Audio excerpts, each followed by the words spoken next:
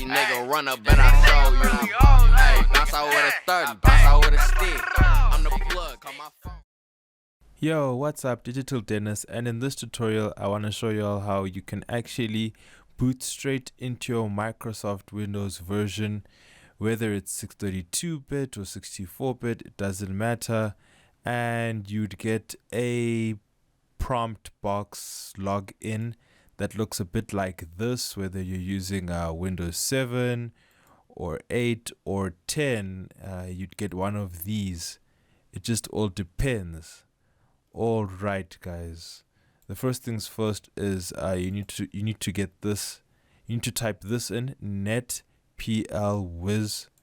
and what you actually need to do is you need to go to your search engine. You need to type that out, netplwiz, and what that will come up, it will show this over here, and that will take you to the user accounts box that looks like this, that grants users access to your computer.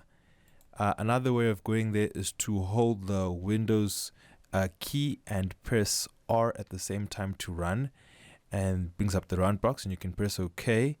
And then when you're here, you need to select both or all accounts or usernames, and you need to untick users must enter a username and password to this computer.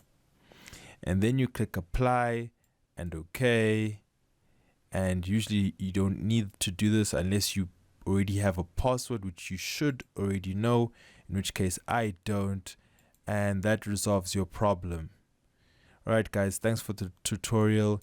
If you liked, like, subscribe and comment. Digital Data signing out.